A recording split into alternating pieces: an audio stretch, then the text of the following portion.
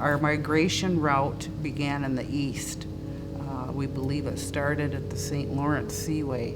That's a very sacred area for us, and if you go there, there's a very sacred place that are kept by the Wabanaki Indians, that there's a sacred place where fresh water flows with the salt, and that we believe that was our origin of our being.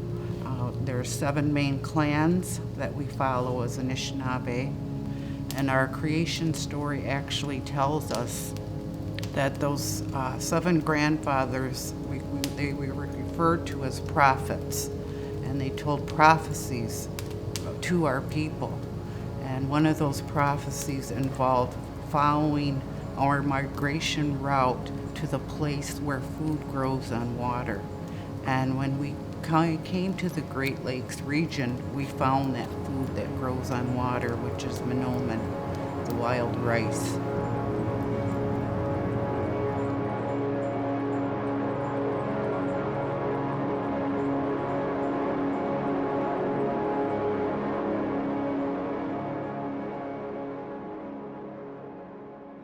Why wild rice is important to the Potawatomi people?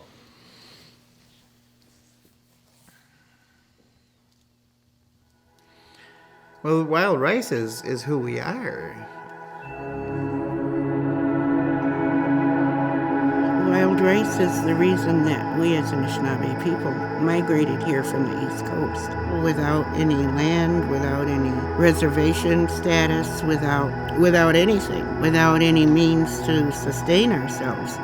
We always relied on hunting, trapping, fishing, and, of course, wild rice. The Mnomen is one of our 4 sacred foods that we use in ceremony, and Mnomen is primarily spirit food that ensures a healthy spirit. I mean, there's certain things that we have. We have fish, we have hunted meat, we have strawberries, corns, beans, and squash, and then we have the wild rice at all of our ceremonies. And those are our sacred foods that we have to have there. There's certain ceremonies that we do where rice has to be a prominent dish, and one of those is our burials. When we bury and when we celebrate somebody's life, we have a feast, a 4-day fire, and rice is a part of that feast.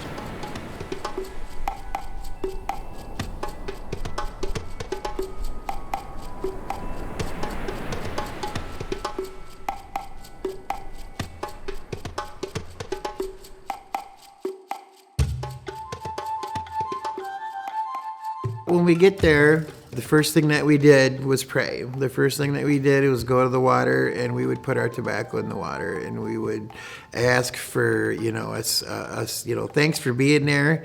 Thanks for the opportunity, and keeping us safe and letting us return. That we're telling, the rice that we're gonna harvest it and that we're gonna reseed it.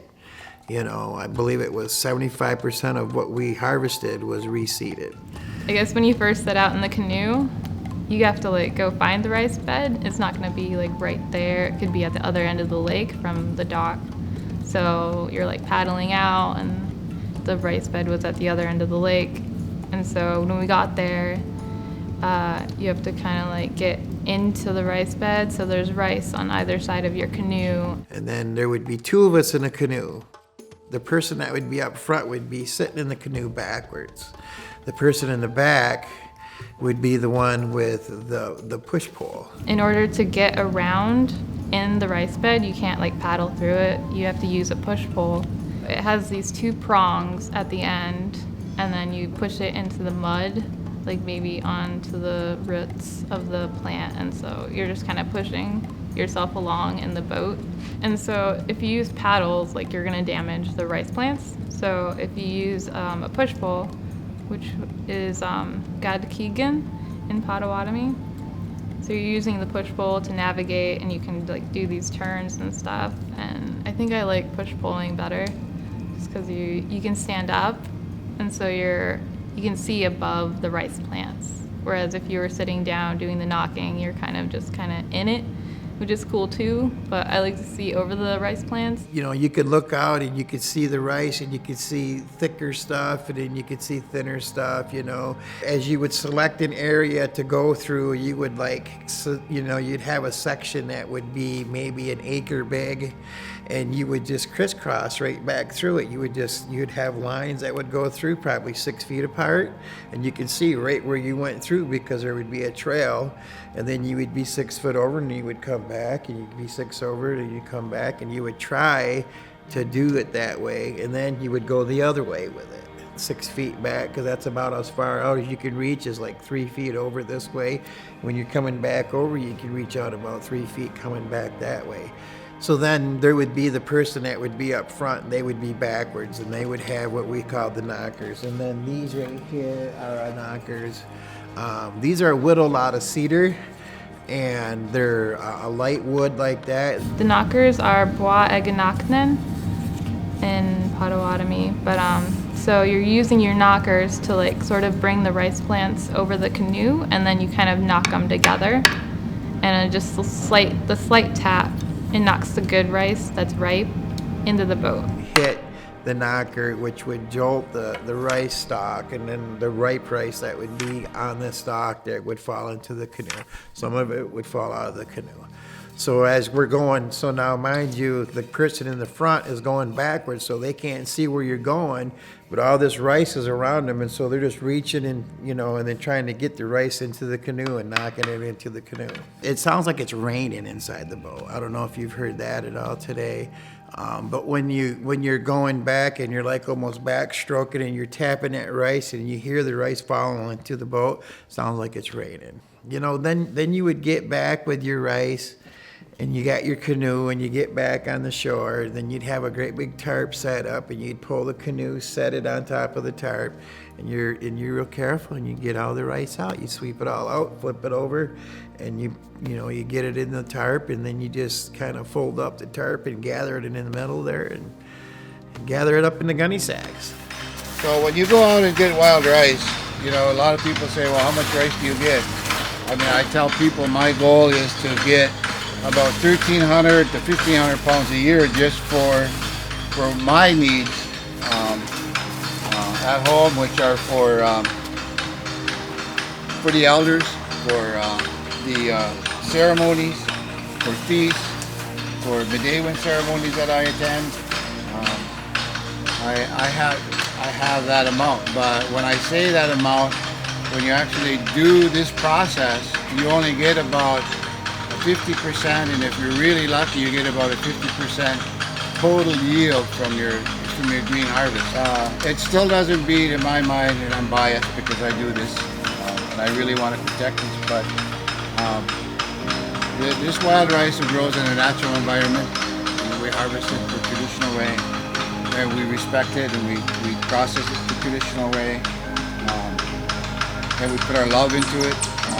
I think that's some of those things that are absent. So once we bring it back, you have to dry it out for a few days and let all the moisture pretty much get out of the rice. And then you're gonna parch it. So you need like a fire and then like a kettle that'll be 45 degrees over the fire, but not like the very top of it will be over the fire. And then you use your the parching paddle to push the rice over into the hot part of the kettle. So it'll be like really hot and then it cools down, and really hot and then it cools down. So it won't burn completely.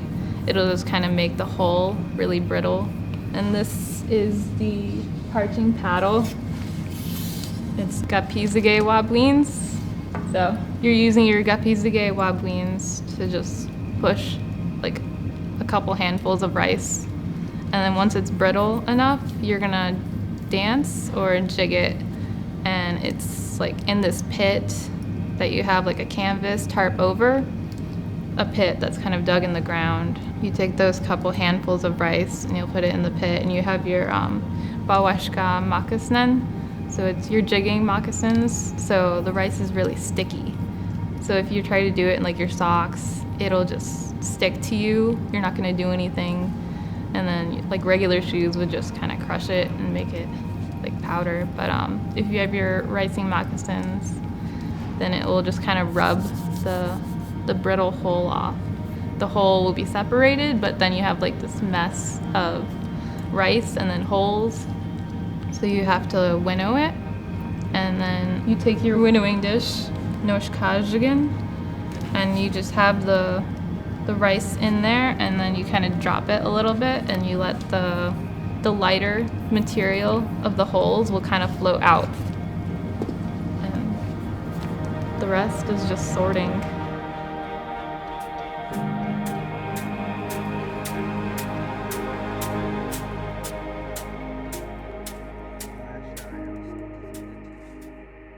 Well, it's like your macaroni and cheese. It's something.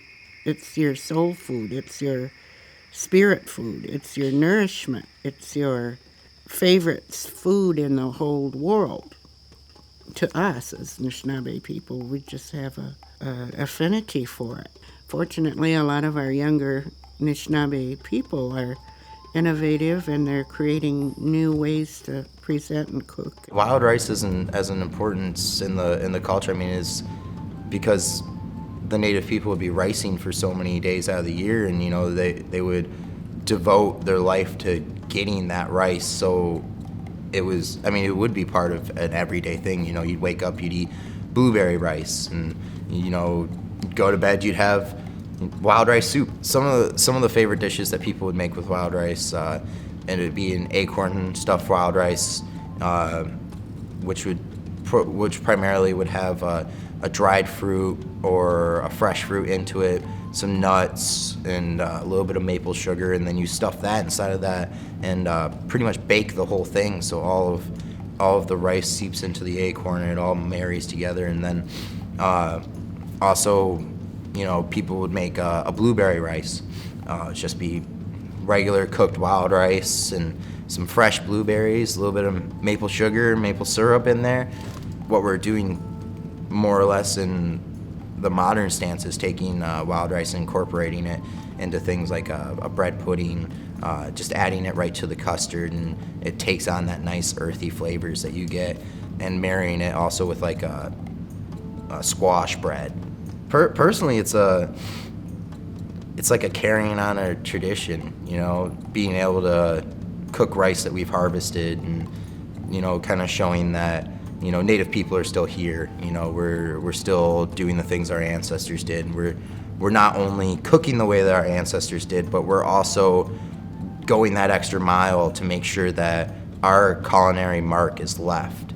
You know, and that, I mean, really, what, you know, cooking those traditional dishes, that's what it means to me, is that I'm leaving a culinary mark in my community. Wild rice is an important resource in the Great Lakes Basin, in the coastal and interior wetlands and water bodies. It provides cover and habitat, food sources for migrating waterfowl. It creates nursery habitat for fishes, and it also obviously provides a good food resource for people. A lot of things I've encountered here are no longer here. I'm having a hard time finding morel mushrooms. Trilliums used to be here in abundance.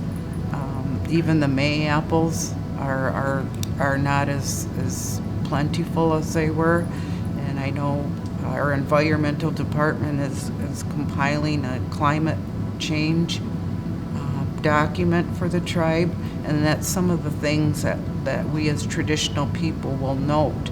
You know, these things are disappearing. You know, when I was little, I could go into a field and it would be full of butterflies of every color. And now you just see, you know, a monarch or two here or there. And we as Anishinaabe people, we do pray for those beings, because we know they're all they're pollinators, they're carriers, they're messengers. So the big problem that exists is rice disappearing. So there's concentrations of rice where there are decent amounts of rice, and we're trying to take that little rice that we have left, which is a very small percentage of what used to be here, and try to get it back where it used to be. When we look at it, we're looking at something that we're bringing back. It'll bring back more wildlife, more people connected to that water to harvest that rice. And we worry about, we worry about rice. We also worry about the black ash tree. But we we pray for them, and like I told you, they're alive. And they can commune with our Creator just like we can. And our Creator knows. He always answers our prayers. He knows what to do. And I know that He'll take care of the rice. If, it won't be completely destroyed. It'll be taken care of because the rice is there to, they talk to our Creator too, just like these trees out here or anything that out here. We believe that they're alive and that they're part of creation. And the Creator is not going to forget about them. He's not going to let them disappear because they're part of our life. That rice is part of our life. Our Potawatomi Mnomen project, our goal is to assess the current and historical rice beds in the Kalamazoo River watershed with specific focus on Gun Lake Tribe's historical area. So we are trying to focus on areas around here that the tribe might have actually been ricing or looking for restoration spots where the tribe would actually rice in the many generations when the rice is thick enough after restoration. So our project is to assess, to map, and then to actually restore. In Gun Lake, which is a local lake in the Kalamazoo River watershed, our historical documents show that in the 1980s there was 40 acres or more of wild rice. And then by the 2000s it was down to just a couple acres, and now there's no rice in Gun Lake. And that's due to many things, including water level manipulations because of controlling the water level in the lake for recreation, as well as the recreational activity, because boaters don't like wild rice. So there's lots of things that contribute to the decline. So another thing they don't realize is how important that resource is to the area. There are our tribe from Gun Lake, another tribe from Mount Pleasant, some tribes from the Northwest Lower Peninsula, and even some tribes from the Upper Peninsula have talked about going to Tawas Lake to rice and actually harvest rice because it is so scarce everywhere else around the state that they don't realize what importance that resource is in Tawas Lake. They just see it as a hindrance on them personally for whatever activity they want to do recreationally on the lake. It really shows how important it is when you can draw people from all around the state just for that one resource. It's a long trip just to try to reseed in your area, which is what we did. We went all the way to Taos with all our resources, spent money on hotels and gas and time for people working there just to bring what little rice we could back to our area to try to get some little morsel of a wild rice bed in our area. The culture of ricing in the Gun Lake tribe is nearly lost. As we've gone through this project, we've found that there are not that many cultural resources to turn to guide us in the project. And that's because the wild rice is declining and declined to such a level that there aren't that many people in the tribe that do this with their families because it's their grandparents or their great-grandparents that do it. And that's because it's not around here anymore. The main thing that people always think about with wild rice is consumption. Rice is really high in protein, so it is sought after by a lot of different wildlife and also humans. It's one of the major components of waterfowl diet, mainly because the rice matures at the same time that their migration happens in the fall time. So the Great Lakes is a really big area for wild rice, for ducks to come down. They kind of stage around Michigan, Wisconsin, Minnesota, because there's so much rice there for them to eat, and it's so plentiful. It's helps them build their fat reserves for their giant migration down south. Another thing that people don't realize is fish use wild rice pretty extensively. It's a great nursery habitat for small fish for protection, but on the other hand, there's also like lion weight predators like northern pike that use wild rice because they can hide in the rice and wait for fish to come by, and then that's when they attack.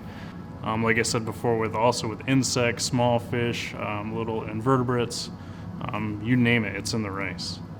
You're not only taking rice seed from the rice plant, you're taking part of that lake. And another thing is the best way to reseed rice, or the best thing to do with a rice bed, is to rice it, because as you're ricing, you're not getting all the rice that you're taking from that plant. When you bend over rice and knock it into your canoe, you're also spreading rice off, knocking rice off that plant into the water, and it's help rejuvenating that rice bed. So it's not always a take. You're actually giving and taking. You're helping the rice bed as you're taking wild rice. Well, we are losing the spirit, for one thing. Once it's genetically modified, or once it's taken in the genome sequence that they want to do for the rice, they're essentially destroying the spirit of that rice. So that would be my most important message, is let wild rice stay wild. Stop the splicing of the genes of the wild rice with other rice, because once that happens, we are going to lose it forever. So that would be my most important message, is let wild rice be wild. Not all of the dominant society is ignorant to the fact that we're Indians and we're wanting to save this for our own spiritual nourishment, but they'll realize it's worth saving as well, just because it's one of the truly indigenous foods.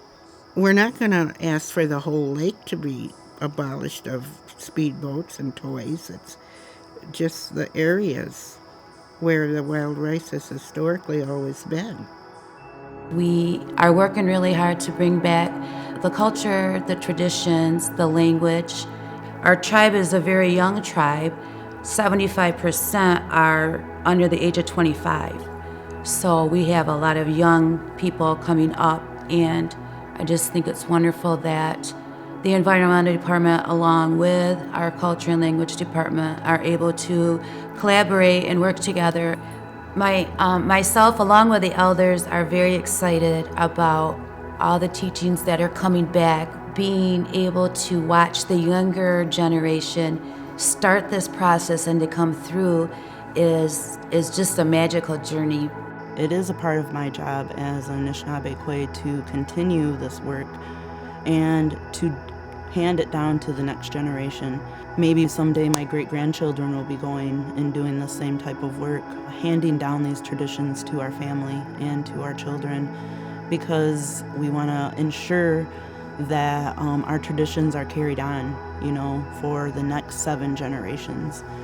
So I do feel blessed that this has fallen into my lap, so to speak, as far as ricing and learning about it, and given the opportunity to learn about wild rice, because it was a part of our history. It's a part of our of who we are. So I feel like that's my life work, to continue to keep learning. Our Grand Chief had a dream.